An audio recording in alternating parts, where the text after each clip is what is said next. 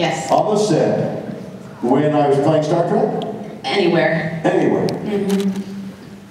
I play pranks all the time. In fact, I'm not really here.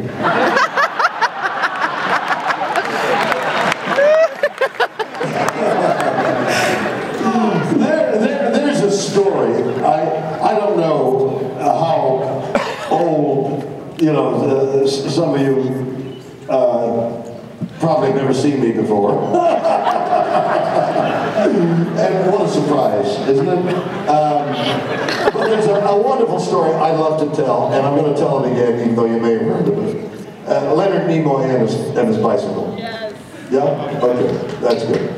Two people, and so the rest of you, that means 4,998 people have not heard the story. So, when we were shooting Star Trek, doing the scenes and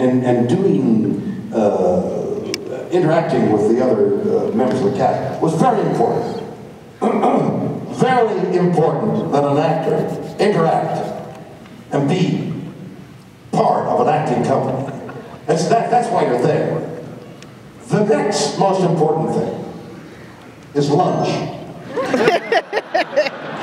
Okay, so our stage at Paramount Studios was way over there. The commissary was way over there. You had half an hour for lunch. It took 10 minutes to get from the studio to the commissary. 10 minutes back, that's 20 minutes. You had 10 minutes to eat lunch, which includes ordering lunch. That's not enough time. As important as it was to interact with the actors, not to get lunch could interfere with that interaction. So, I tuned myself to the first assistant director, whose job it was to look at his watch and say lunch. The moment I heard, I was out the door. Now, you may not believe it, because I'm the age I am, but I could run so fast. I was really a fat. I was in track and field. I mean, I'd walk along the track and try and get the feel for it. My bladder was the only body of water that we would have. So I was out the door. Before I could say, I was first in line at the commissary. I got my lunch in 10 minutes and I was back. Leonard, he's tall, he's ungainly, you know. He'd be last. So one day, the first assistant yells, and I'm out the door. Leonard is on a bike. And he beats me to the commissary. He's on a bike. So the next day, I brought a chain and lock. And when I say a chain, I mean a chain.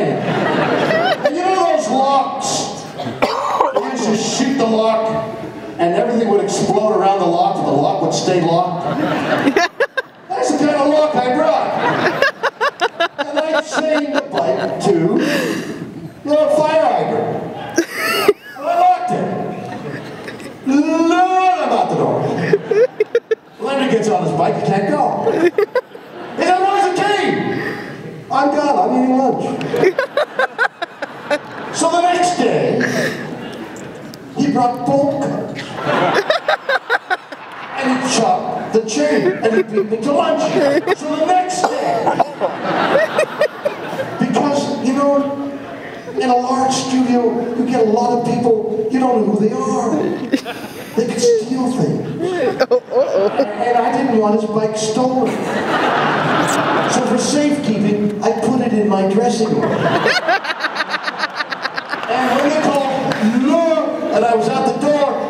went to get his bike. He said, "Where's my bike?" I said, "It's in my dressing room." So he ran to my dressing room. Oh! I forgot to tell him. My Dobermans are in the...